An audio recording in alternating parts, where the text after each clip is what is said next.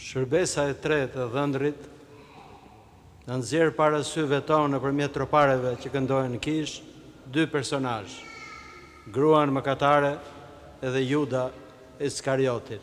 Dy personazh krejtësisht të ndryshëm, por që do të thonë shumë gjëra për jetën tonë shpirtërore.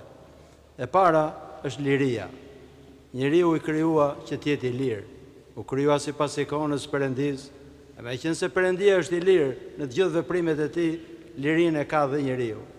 Dhe u krijua me mundësinë për të bërë ngjashëm si Zoti, po njeriu dështoi në këtë dytën. Dhe liria e njeriu është deformuar. Nëse ne nuk rindërtojmë përsëri lirinë tonë për ndjekur pikërisht udhët e Perëndis, liria do na shkatërrojë, sepse mund të marrim vendime të ndryshme. Njeriu është i lirë dhe i aftë për të mëkatuar, për të larguar nga Perëndia, po këto gjëra sjellin degradimin e natyrës së tij. Të jesh i mirë, sepse Zoti është i mirë, e nëse ne do bëhemi të ngjashëm me Perëndin, duhet jemi të mirë. I mirë nuk do thot vetëm thjesht në planin etik, që është mirë të jemi të mirë. I mirë do thot në planin ontologjik të qenies tonë. Duke mos qenë të mirë, është vetë qenia jonë që degradohet edhe thahet. Prandaj dhe Zoti kërkon nga ne të ndërtojmë mirësinë brenda shpirtit tonë. Edhe nuk mund ta bëjmë dot vetëm këtë. Ne mund të bëhemi si ngjashëm nga Zoti vetëm nëpërmjet hirit të tij, po mëkati na largon gjithmonë nga Perëndia. Dhe mëkati në kuptimin e thellë ortodoks nuk është thjesht shkelja e disa urdhërimeve, po është prishja e një marrëdhënie të thellë ndërmjet njeriu dhe Zotit. Mëkati i njerëzve të parë nuk ishte vetëm shkelja e urdhërimit, ishte një pjesë, ishte prishja e marrëdhënies. Ata nuk besuan tek Perëndia, nuk besuan tek fjalët që i kishte thënë Perëndia, po besuan në gjuhën e gjarprit. Dhe kjo vjen kur ne jemi krenar, sepse krenarët nuk binden. Edhe ti thua çfarë do gjëje, ato do bëjnë atë që duan ata të bëjnë, jo atë që është më e mira thellë për ta.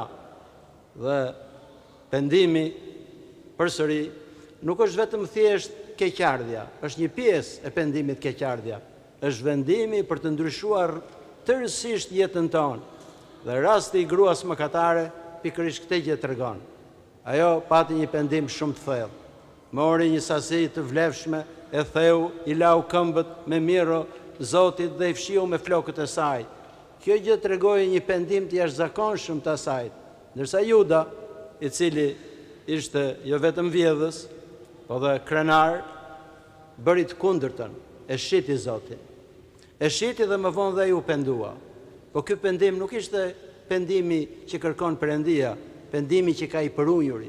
Se dhe Pjetri u pendua kur mohoi Zotin, po ishte pendimi i të përullurit dhe derdhi lot dëshpërimi nga ajo që kishte bërë. Ndërsa pendimi i krenarit përsëri është shumë i tmerrshëm për vetveten e tyre.